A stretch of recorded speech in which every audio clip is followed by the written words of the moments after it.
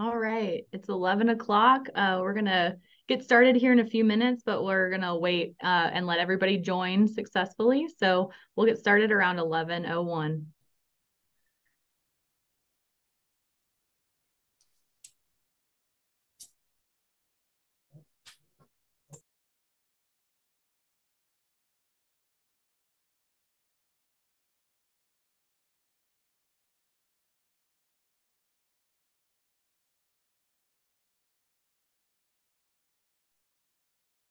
All right.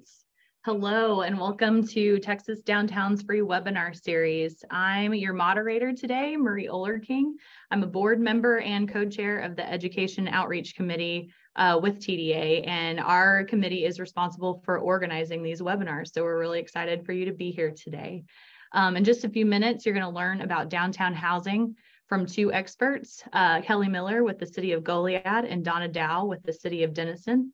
But before we get started, I've got a few housekeeping items and announcements for you. As you know, TDA, Texas Downtown, we are no longer TDA anymore. We are Texas Downtown, has many educational opportunities. If you enjoyed this webinar today, make sure you tune in for our free webinar in March, on March 21st, which will focus on the International Existing Building Code and how it contributes to downtown revitalization. Our speaker will be Cody Melton, who is the fire marshal for the city of Wichita Falls and a downtown property owner. In April, Texas Downtown will be hosting their first regional roundtable of the year in Cleburne. Our roundtables are designed to bring smaller groups of members together to learn from each other and make new connections. You won't want to miss out on this opportunity, and registration will be open later this month. And then finally, make sure you have the 2023 Texas Downtown Conference on your calendars. This year we'll be converging on downtown Nacogdoches from October 24th to 27th to learn, connect, and explore. Finally, we are recording this webinar, and it will be uploaded to our website resource library under the webinars tab. If you are a member, you'll have unlimited access. And if you're a non-member, we encourage you to join today. Now let me introduce our speakers. Our first speaker is Keli Miller with the City of Goliad. She'll highlight how a small rural community can support upper floor residential. Keli graduated from the Goliad High School in 2012 and went on to receive her bachelor's in business administration marketing from the University of Houston, Victoria in 2016. Keli did an internship with the Cuero Main Street program during her final UHV semester and decided she couldn't stay away from Main Street and became the Goliad Main Street director in August of 2017. During her tenure with Main Street Goliad, the program has received the GVEC's Power Up Grant, a Texas Downtown Annis Reed Grant, and 4 Texas Downtown President Award winners. Keli has received the Community Builder Award from the Goliad Masonic Grand Lodge of Texas in 2020, and was awarded one of the 50 Women of Distinction in the Coastal Bend area in 2022. She received the Susan H. Campbell Award for the Professional Excellence from the Texas Downtown Association in 2021, and currently serves on the Texas Downtown Board of Directors and is co-chair of the President's Award Committee. She's a very busy lady. Keli believes that Main Street is the heart of the community, and her passion is bringing the town together through events while showcasing Goliad's unique businesses and historical buildings. And then our second speaker is Donna Dow with the City of Denison. She'll focus on how her city made downtown residential a priority. As Denison's Main Street director since October 2010, Donna has seen downtown Denison rise from the economic downturn of 2008. She is a graduate of Southeastern Oklahoma State University, and after working in the public accounting field for 7.5 years, she served as Durant, Oklahoma, as Main Street Director for 13.5 years, where she received the Oklahoma Main Street Manager of the Year Award in 2001. Donna obtained her certified Main Street Manager status in 2002, and she still considers herself a student, even though I would argue she is one of our experts of downtown revitalization. She's been with over 25 years of Main Street management, she has learned and worked with downtown revitalization experts, volunteers, and other professionals across the state. Denison is a Great American Main Street Award semifinalist for the last 3 years, meaning they are one of the top 8 in the nation, and I would argue one of the best main streets in Texas. So with that, I'm going to let them tell you about downtown housing and residential. Take it away, Keli. All right.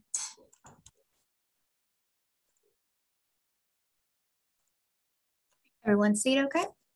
Yes. All right. So welcome. So glad y'all are able to join us. Like she said, my name is Keli Miller.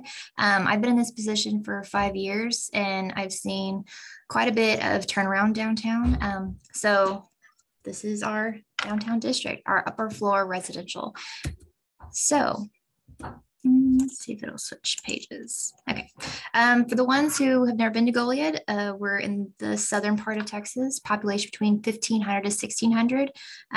We have a Main Street district and we also have our historic district. The historic district is a little bit smaller than the Main Street district, and we have an architecture review board. So anytime those properties are doing any type of exterior renovations, it will go before them. And then also with our facade grants, they will be a part of that discussion as well. But just so y'all kind of get an idea of where we're located at, and if y'all want to come down and see us, we'd love to have y'all. Our community, it is a very historical community. So I think that's a big draw when people are looking for whether they're wanting to move their business here or wanting to relocate to Goliad. I will say, just because I work in City Hall, I do hear quite a bit when people are looking for properties.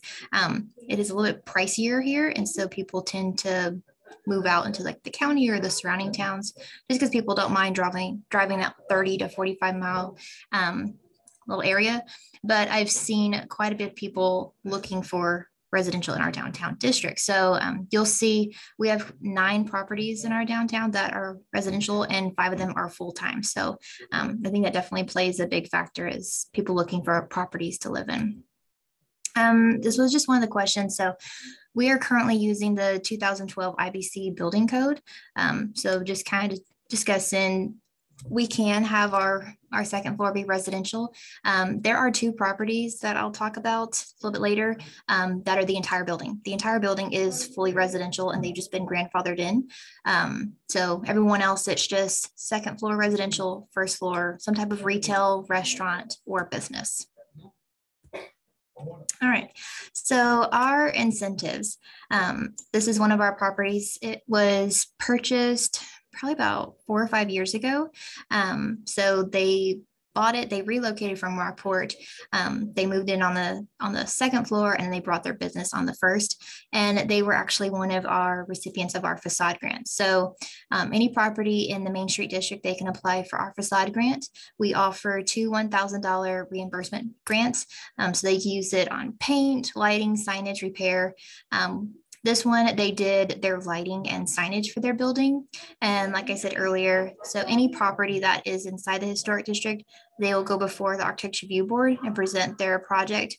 And then it'll go to our Main Street board. And then we kind of get like their final 2 or 3 that they recommend. And then we'll end up choosing the recipients. But this is just one of our properties that has been one of our recipients. Secondly, so this is kind of like a breakdown of our district. So like I said earlier, we have 9 properties that are residential. 5 out of the 9 are full-time. So they live here year-round. The other 4 are weekend homes. But I will say all 9 are fully furnished. So they're like ready to go. We do have 1 boutique hotel that's been under renovation for about 15 years. It's a big project for them. They take great pride in it. So it will eventually hold 7 rooms that people can come in, stay for the weekend. We have 17 retail businesses, 4 salons / barbershops. We have 8 restaurants and a bar. That's a big thing because when I first came on, we really didn't have very many options for people to eat at.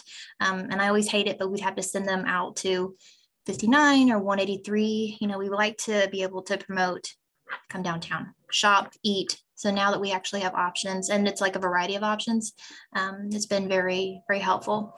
And then we have 19 office / businesses downtown. So it's very easy to just live down here and pretty much do all of your stuff. Also, not in the photo, but our post office is literally like a block away. So you can do all that and then also pick up your mail or go drop your mail off. So it's very beneficial. All right, some of the perks to living in the heart of the city. So in the photos, we have currently, this one's actually out there right now, that mural.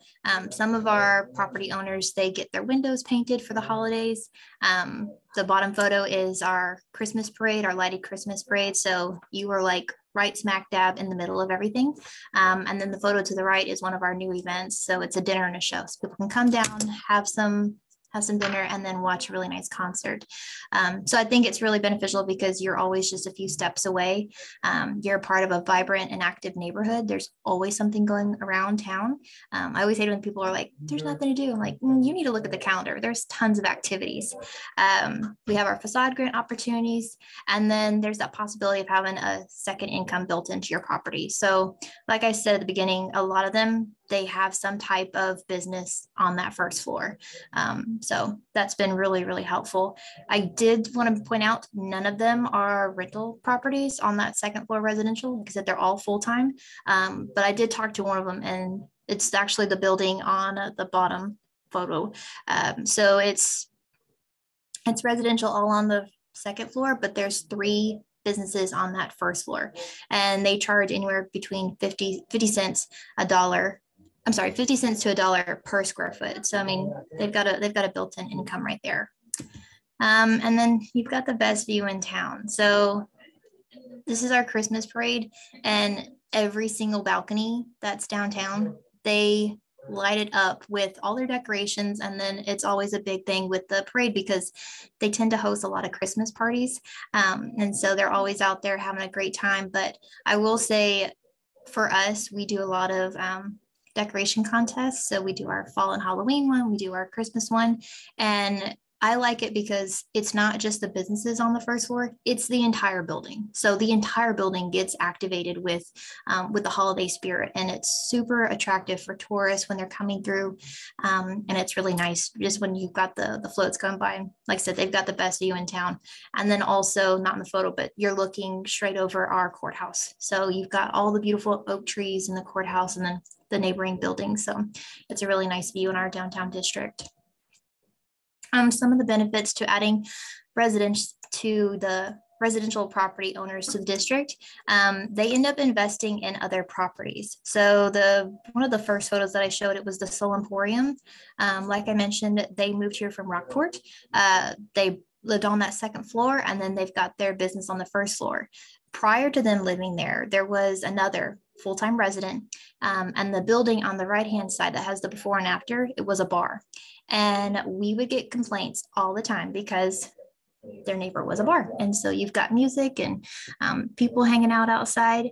And so when they sold it and this new couple purchased it, they really wanted to be able to control who their neighbors were. So they invested last year and they bought the neighboring building, and they have fully renovated that property. And they have a backside of this building that has like a cinder block building. They had it out for rent for 3 days. It went off the market. This one, we've been sharing the photos, and I just heard word yesterday, it's already rented out. So they are constantly reinvesting in our community, and we're very appreciative. Secondly, prideful. They take pride in their properties, and it's not just the front of the property. Some of these have really nice courtyards in the back, and it's always immaculate. Like they really take great care of their properties. It's always nice and clean. Not just, the building, but like their sidewalks, they keep it very, very, very nice. They renovate our downtown, and then they're selective with their first floor tenants. Because if you think about it, they don't want someone that's going to be super loud or trashy, because that's right underneath them. So they're going to have to be dealing with that. So I don't know. We've seen really great responses from this. Earlier, I said that there were 2 properties that were literally the first and second floor that were residential. The bottom photo, the yellow house, that one is a full-time residential, and it is the entire building. And they've got a courtyard on the left-hand side with a really pretty fountain in there, and they've got really nice landscaping. So like I said, it's a pretty big benefit to our downtown district. Some of the challenges, and this is just for Goliad, so keep that in mind. We are a smaller community, so we don't have as many staff for our city hall. So we do not have an on-site building inspector. So anytime we have these projects that come in, these permits, we outsource it to Bureau Veritas. So it is a little bit of a slower turnaround. Plus there's restrictions. So anytime they're doing any type of renovation or improvements on their exterior of the building, like I said earlier, if they're in the historic district, they have to go before the architecture review board. I haven't seen too much of an issue. I mean, our board is really easy to work with, and they always will give you recommendations if the project that's presented, if they don't have something that's appropriate, they will give you good recommendations. And then your neighboring businesses, like I said earlier, that one lady, she had that building and she did not love living next door to a bar. They moved out, the bar shut down. Now it's okay. We've got new property owners. They bought the neighboring building, and they've already controlled who their neighbor is going to be because they've already rented out. So that's just a couple downfalls. One of the property owners, I did reach out. I sent them like a list of questions, and she said one of the challenges is just the renovations on the interior. So they had a unique challenge that they had to face when they had their Otis elevator, and they said it was from the 1912, and most companies would not work on it. So they had to think outside the box to automate it, as previously it had been done with a weighted system. So you've got older buildings, it just comes with it, but there's also a lot of charm with living in those older buildings. And then just a property breakdown. I'm not going to list all of them, but these are some of the properties that are in our district that are residential. And then I broke it down as far as how much square footage for residential, how much for retail, whether they're weekend or full-time. But it's a total of a little over 40,000 square foot that's usable residential space in our downtown district. So I'm pretty proud of that. This is one of the properties I was talking about earlier. So I'll just do like a little breakdown of just a couple of them and some insight on the interior. So this is the W.A. Pettis building. The property owners currently, they bought it about 4 years ago. They bought it from the O'Connors out of Victoria. At that time, it was full residential on the second floor. And then the first floor, they had just one large boutique. That gentleman, he had retired, but he had multiple vendors. So those vendors, they ended up becoming full-time renters. So they split that first floor into 3 different businesses. So on the left side, it's a boutique. The middle one is a boutique. And then the far right one is a restaurant now. So it's been really beneficial. And we got to add another restaurant to our downtown district. But like I said earlier, they take great pride in them. So this property owner, they actually hire a company. They take it very seriously with our decorating contest, as you can see, but they hire a company and they come out and they fully deck out their building. And it is one of the most stunning properties that you'll see during the holiday season. So yeah, they take great pride, and it's very beneficial for our whole district because it just adds when tourists come through here and they can come and see the lights, and we've got music playing downtown. So it's really nice. It was built in 1912. The second floor is a weekend home. So they actually live in Corpus, but they come down here quite a bit. The first floor is broken up into 3 rental spaces, 2 retail, 1 restaurant. The commercial square footage is 12,549 and the residential is 6,310. Little breakdown, 5 bedrooms, 3 bath. Like I said, there's a balcony overlooking our downtown district. They've got an elevator and a stairway. And I didn't mention earlier, but all of our properties, they have sidewalk entrances. This one happens to have 2, but they all have a little side door on the front of the property. And then they have a really nice courtyard in the back. These are just some of their interior shots of that second floor. But like I said, they're all fully furnished and very move-in ready. These 2, they're neighboring properties, and it turns out they're both from Rockport. So the first one to move over here was the Soul Emporium, which is the Harringtons. And then the second one, which they bought this property probably about 2 years ago. I think their spouses went to like the same school in Rockport, like the same high school, and then they just ended up both buying properties in Goliad. So that was pretty cool whenever they end up finding out they're going to be neighbors. So I talked earlier about the Soul Emporium, the building on the left-hand side, it's 3 floors. So they live on the second floor, and they're currently updating the 3rd floor, and it'll be some type of maybe Airbnb or just like a rental, which would be really nice because we do get quite a bit of phone calls looking for properties that they can rent. in our downtown district. The first floor, it was a restaurant when I first came here about 5 years ago. It still has the kitchen in there, but they currently just rent it out as far as like a venue. I know they have like Rotary meetings in there. She's always really nice with me. So anytime we have events, we always use it as our welcome station. But you can see on the right-hand side in front of that blue truck, there's their little side door. And then this thing for the Soul Emporium. This is the CT Black building on the left-hand side. So the first floor is a venue rental space, second floor, full-time residential. And then the third floor will be soon to be some type of rental Airbnb. Commercial square foot, 2,220, and the residential, 4,440. The Bergman building, which is the Soul Emporium, is on the right-hand side. It was built in 1913. The first floor is retail, and the second floor is their full-time residential.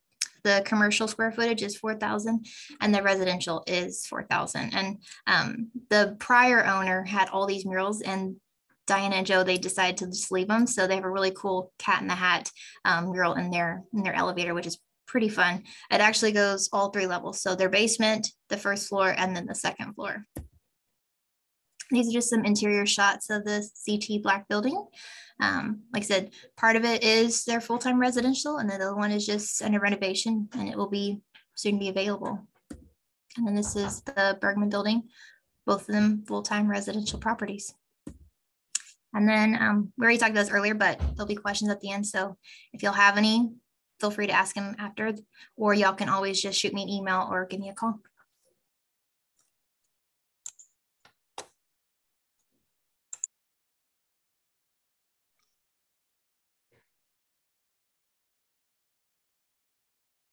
Okay, am I supposed to start now? Yeah, take it away, Donna. It's all you. Let's see. Okay. So I want to start with just loft living. And this is one of our shots for Great American Main Street Award nomination that we used. And it's just a beautiful, breathtaking shot. But it's before prom, and this young couple went into one of our lofts and they stood on the kitchen table basically, but it's a long table, and so they've got these window decor on the wall, and it's since changed, but it's just a beautiful shot and just an example of what we have.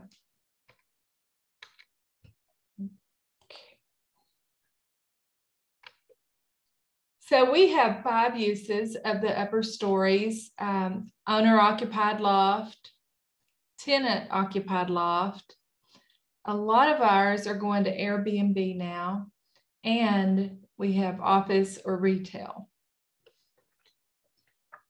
We have 54 loft units, and we are having more come on every day. So I can't keep count of what's coming, and because it changes. Like for instance, in our Katy Depot, they've had different numbers, but right now it's at 15. It's been larger, but they settled on 15. And then on the 3rd floor, they're going to have 3 office spaces with the concept that people would want to live on the 2nd floor and work on the 3rd floor. Our office for Main Street is in the 1st floor, and there's retail all on the 1st floor with restaurants.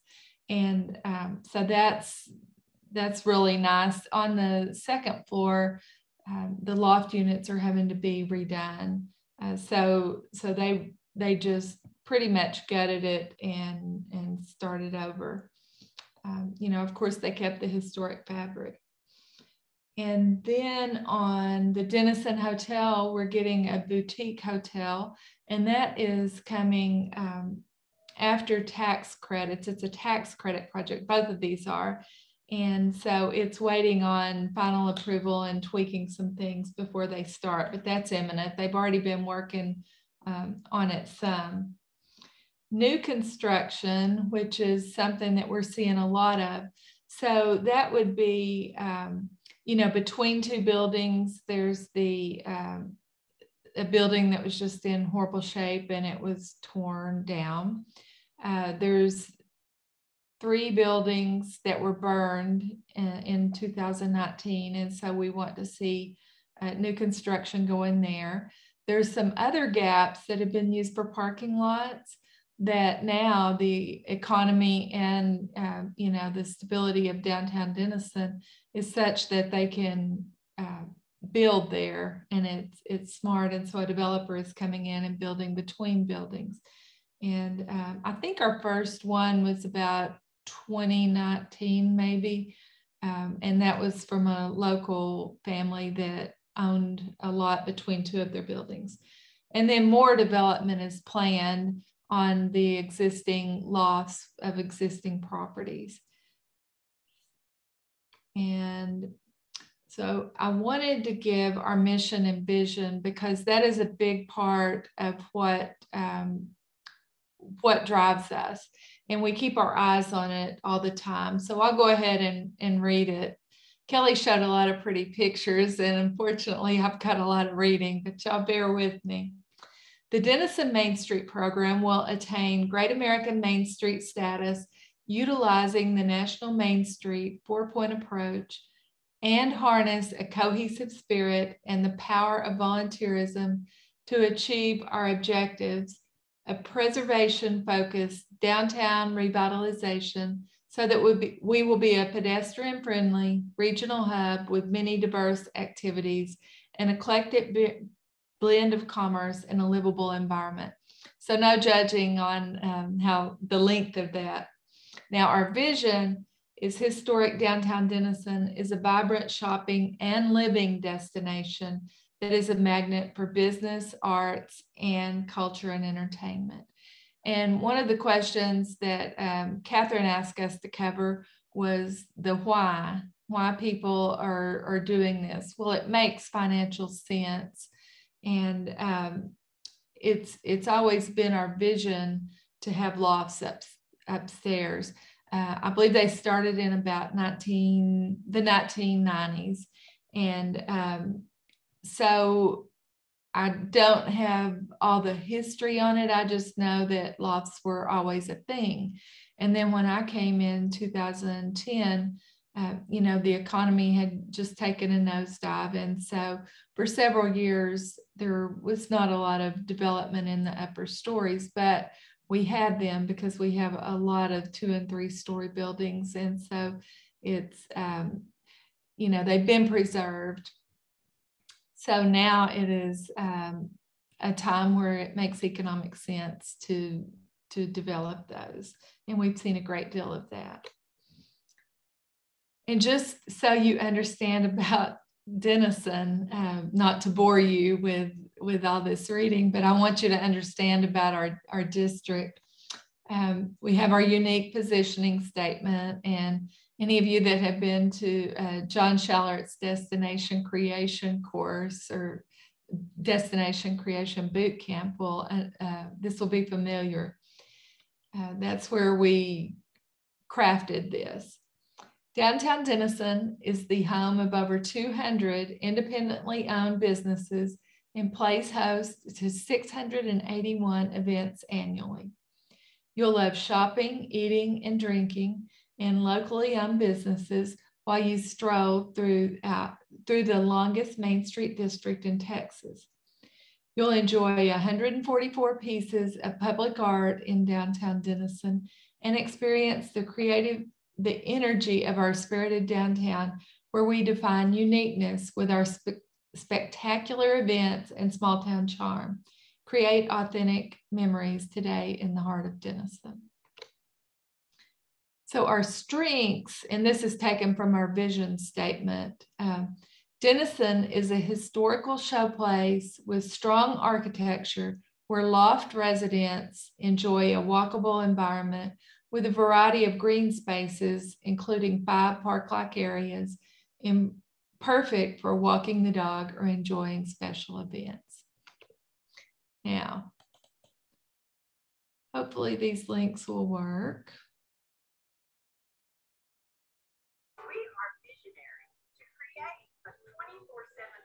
efficiency in the heart of our community, reaching downtown residents. In 2010, we created a loft development incentive and set a goal for 50 lofts by 2020. Today, we have 54 beautiful lofts, 20 in either design or construction, and 23 more under construction right here in our iconic Peggy Depot. It is great to live in our downtown. We are to create.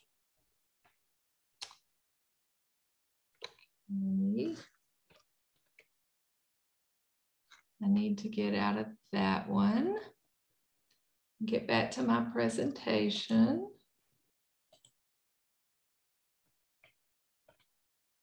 Give me a second.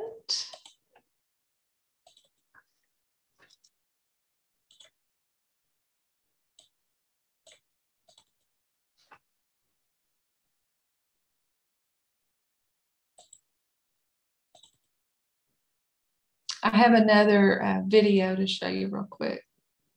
Residents. As a community within walking distance, downtown has everything we need to eat, live, work, and play. We are residents. As a community within walking distance, downtown has everything we need to eat, live, work, and play. We are residents. As a community within walking distance, downtown. Okay. Bear with me as I go to the next slide. Okay. So this is our zoning, and one of the questions that has been asked outside of this by another community is, what do we need for zoning? And I'll cover a little bit more about that in a minute. But this map shows the CA in the, I call it purple, is the Central Area District, and it's our original business district. We've got some areas on the periphery that, well, first the light blue crosshatch that is surrounding the district is our historic overlay district. And so that's a little bit wider borders, and most of the time for our downtown, what I consider the Main Street district, I go by that. We have commercial areas in the gold color. We've got some parking, office, MF1, which is multifamily one, exists in the downtown, as does the local retail. And we also have our light industrial. This is our entertainment district map. And if you could see it, it mirrors the historic district to some extent. There's some, the blocks at the top are not the same. But a lot of times I get the question, what about how do living and the entertainment district mix? And, you know, I think for the most part, we don't have any problem with that, because before, when the entertainment district was done in about 2012, 2013, the loft residents that we had then were supportive of it.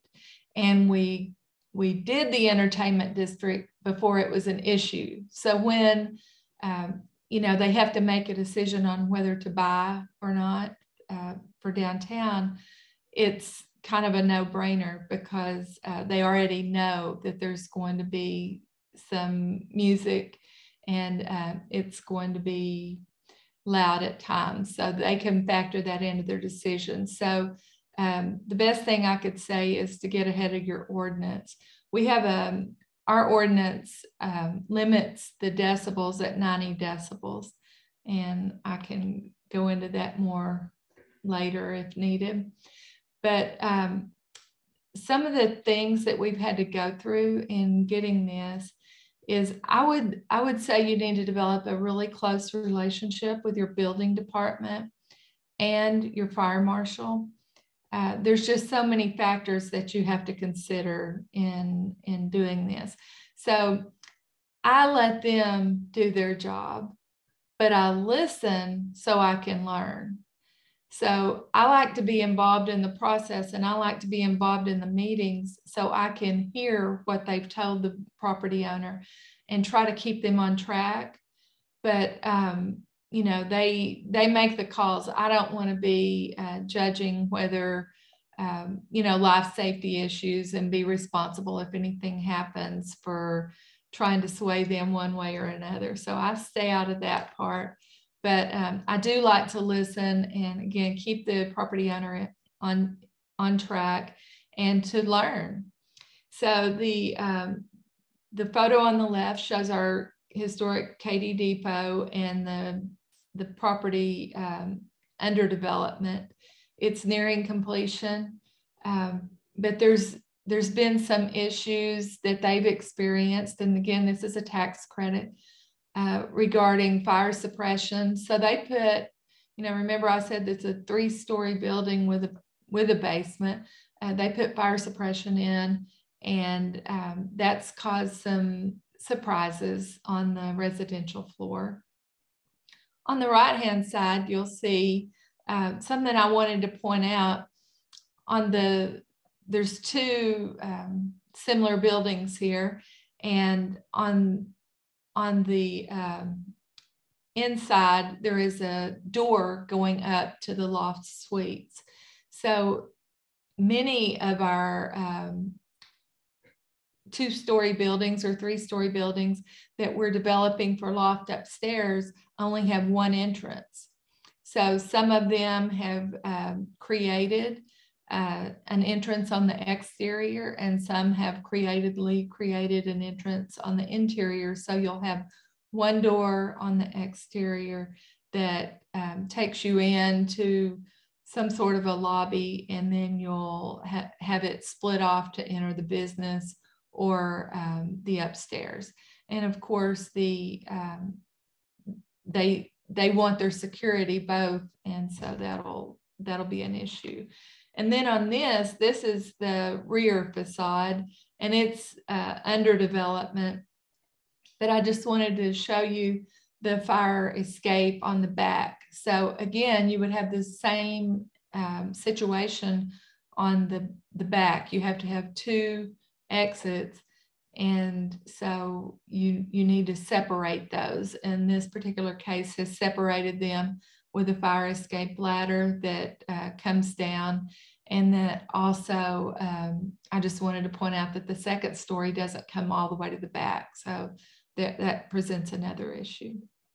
But we've changed fire marshals a lot during the last few years.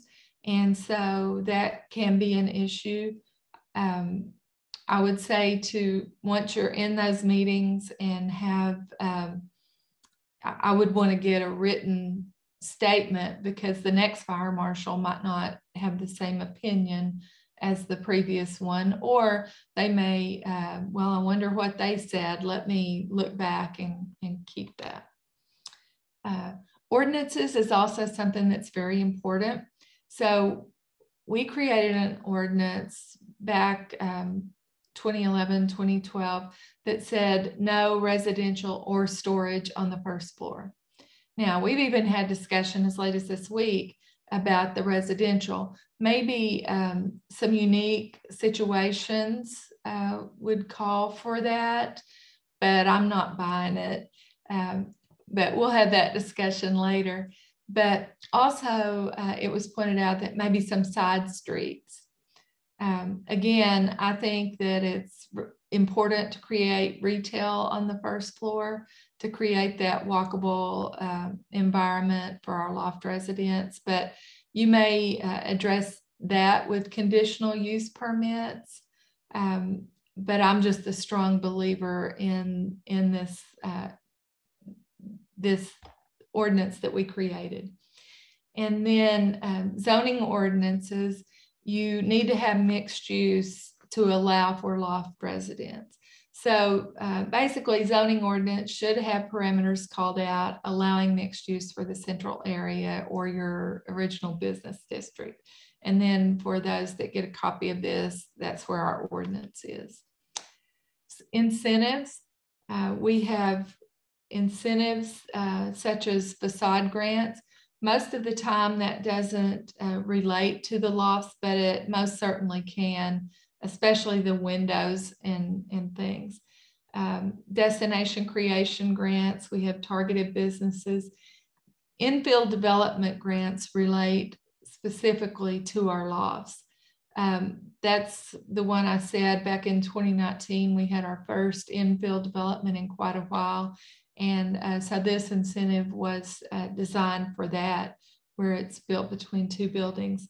The renovation incentive program is another one that's been created, and we've used that quite a bit. It's things like allowing them free dumpster use and no fees, no permit fees, and then maybe sales tax rebate for using our local lumber yard. And then fire suppression grants were added in 2021, and that's been very popular. Alley access grants and e-commerce grants are just some others we have for our downtown. Vision forward, I think it's getting toward the end of my time, and so I'll just speed through these. But we have kept this top of mind. I mentioned when I started that we have a vision, and we've updated that a few times since I've been here. But we have a vision forward for the next 10 years. And our top 10 goals, this is number one. It's the same one that we had last time. It's basically occupancy rate, and we want to keep that at top of mind. But occupancy rate is now we're in a better place on the first floor, so we're able to add in the second floor. So while we have street level, we also are including residential loft level occupancies with businesses and uses that promote and reinforce the vision. And so that's very important. There's 13 things that make up this goal. You know, the business is what goes with it, and we have a variety of mixed use. The residential, we got to address barriers to occupancy, but that number is narrowing on the number of buildings that need that barriers to occupancy addressed. Focus on best and highest use. And then identify and plan a method to better utilize all undeveloped and underutilized buildings and public use areas.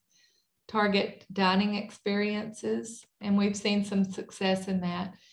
Increase our sidewalk dining and educate business owners on how best to utilize that. So when you saw the video of the loft residents, they enjoyed this sidewalk dining environment. Develop merchandising team, increase experience style businesses, establish a business development team. Number 11, determine best use for area formerly occupied. It's a vacant space. Ensure the future city hall and offices remain downtown, and then review zoning definitions and ordinances as necessary. And I've just got a few pictures here. And this is one of our Airbnbs, and we use this for photo ops. The Airbnb is at the top. And that is all of the presentation. And so Kelly and I will answer any questions you may have. Great, thank you, ladies. We do have quite a few questions, so let me go through these. I know, Donna, there was one specifically for you. What type of building code has Denison adopted? Is it existing building code or just regular IBC? We started during my tenure, which was 2010, with the International Building Code, but we adopted the IEBC, and so that's what we have now. Great. And then there's a lot of questions about elevators. Do all upstairs residents require elevators? So in ours, we don't. We have one particularly, and then the Katy Depot, of course. So I would say for multi-unit, often you'll see elevators in our case, but not necessarily on 1, 2, or even 3. Kelly? And for us, we have 2 properties that have elevators. They were in there prior. So one they had to, do a little work on. The other one, it was already working. I saw another question about like having commercial on there on the second floor. We had one boutique that was on the second floor, and it was just a stairwell. I've seen it in other towns where it's worked out fine. I think it just kind of depends on the type of stairwell. This one is a bit steeper, and the steps weren't very wide. So they were only in there for about maybe a year and a half. And then a property on the first floor, a little bit further down, became available, and they were able to rent it out. And it's been like night and day. Like they get a lot more customers, but I have seen it be successful where they've had, commercial properties on the second floor with like boutiques and stuff. But that one, it didn't really work out. But I think it just kind of depends on the type of stairwell. Yeah, I would say each individual case is so not like any others. And so you can't just, kind of develop methods or whatever. Each one is different. And that was a good point. I wanted to tell you about our per square foot on the first floor, the rental rates. So because this is why it makes sense, you can get it like $1.25 on the upper floor for residents. You get $1 on the bottom floor. So usually that's what makes the wheels go around. That's what pays the bills to allow residents on the first floor or the second floor. Great. We do have one comment from Sarah O'Brien that says typically elevators are required when there are multiple units located upstairs. It depends on which building code you have adopted as to whether it's triggered with 2 or 3 units. Thank you, Sarah, for that comment. And then there's a question about parking. How are you handling the need for developing more parking when there is a shortage of available land in the downtown sector? This person has exceptions to their standard parking requirements in their city, such as like 0 lot lines, 0 setbacks, and 100% impervious coverage. But how do Denison and Goliad handle that? Well, we don't have any specific ordinances or requirements, because back when the ordinance was established, you would think that people that live upstairs would work during the day and they would move their cars. And so then the customers could come. And so it was based on that. We're getting to the point, and it's worked for several years, but, as the businesses get busier, we just need parking. So for our next fiscal year, we are doing a parking study. So it's getting to be an issue, but as I said, we have 54 units already, and so it hasn't been a problem so far, but it is now. Kelly? For us, we really haven't had any issues with parking. We are a smaller town. I would say like North Courthouse, that whole section, they actually have courtyards with like little driveways on the back, which are very well kept. So a bulk of them, they just park on the backside. Honestly, I hear more complaints just from the businesses as far as like they think that they get like the designated front row parking in front of their business. But I always encourage them, like, we have a courthouse in the center, so we actually have like technically a square.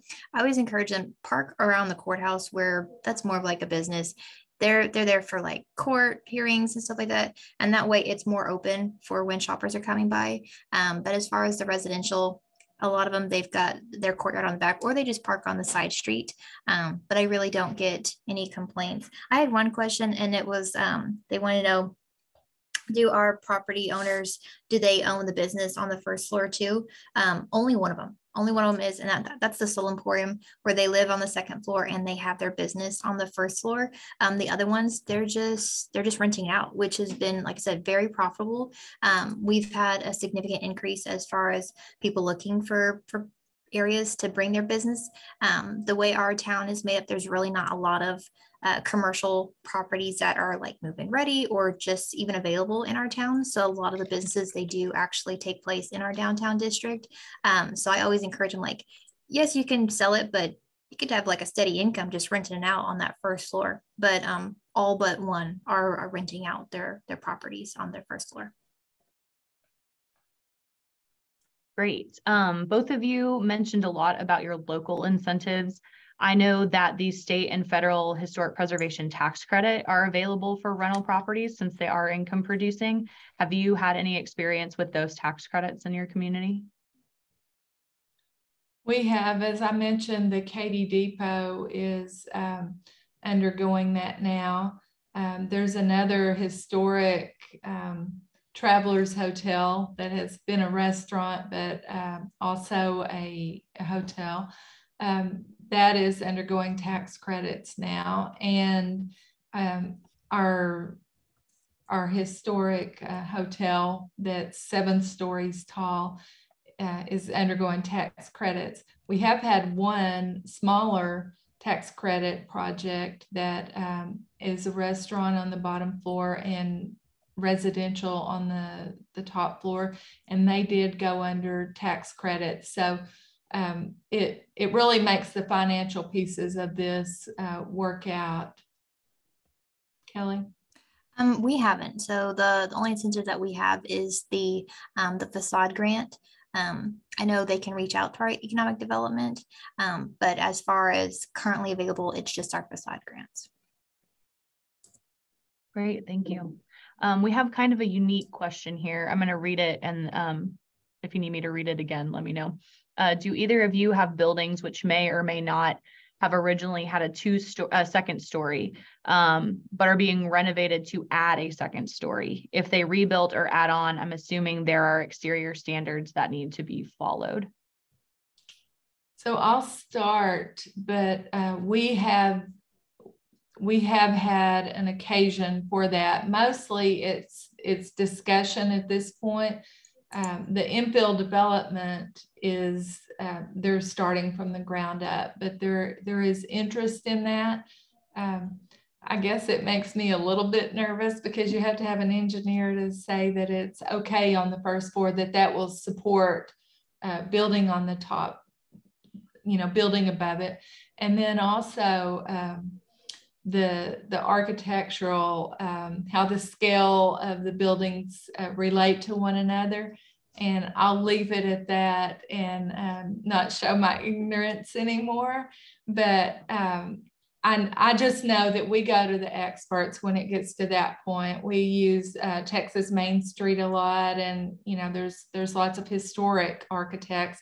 And I would recommend that people use a historic architect, meaning, my words, that it's they specialize in historic preservation, because it's 2 different things, an architect and an architect that specializes in historic preservation. So we go to Texas Main Street a lot for that, and they've guided us, because even when we're doing infill development, the lots that burn down, the buildings in the lots, we are looking at what we're going to build back. And one of them wants to build a 3-story building, and there's no other 3-story buildings on that block. So we're really having to look at scale. And again, I'm not going to try to explain that and show my ignorance. Marie, you could though, but you have to factor that in. For us, we don't have any that have tried to add an additional story on the current buildings. I would totally be open. We have several open lots downtown, and I would love for those property owners to be open to bringing in a new property, like a new building. But yeah, no, we don't have any that have done an additional floor on the buildings that are currently down there. All right, I know infill and additions are on our list of topics for future webinars and conference series. So we'll have to stay tuned for that, because that is a whole can of worms. We have one last question that came in that I think you guys would like to touch on. We have a few more minutes. So how many vacant buildings does your commercial district have? and how has that impacted your community? You want me to go? Sure. Okay. Like I said earlier, we've had, I would say, I don't know, COVID was weird for us. It was not slow. Like, if anything, people were more open to being adventurous and opening a business. So currently, there are only 2 properties that are available in our district. Everything else is either fully rented out with a business, or, like I said, it's got residential in there. But yeah, I just take it back. There's just one, because like I said earlier, that one building, they just rented it out, and it'll be opening like April. So yeah, we have one property that is currently available for rent. Yeah. Gosh, I'm jealous. It's been totally weird. But like I said earlier, like for us, there's not a lot of availability anywhere else in town besides downtown. So it's been very beneficial for us. Yeah.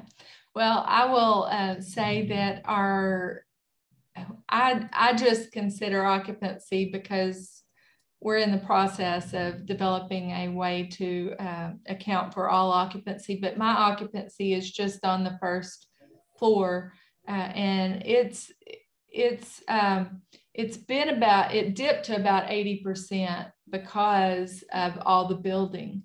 And so we've had new developers come in this last year, and they've some of the older businesses have left and retired. And so new businesses are coming in, and they're doing some work on them in the meantime. So it's dipped, but I would say, probably in the last month, it's 85. We traditionally keep about a 90% occupancy. I'm not worried, because I see what's going on, and I try to tell people, well, obviously our economic development summit most recently was mostly about downtown. So it's obviously an economic engine and going well. But, nationally, I try to convey that 80% didn't worry me a bit, because I saw what's coming. But that's, I said, we have 200 businesses in our downtown. So that's, and it's the longest Main Street district in Texas. So there's a lot, but our loft occupancies remain full, and they fill up really quickly if they come open.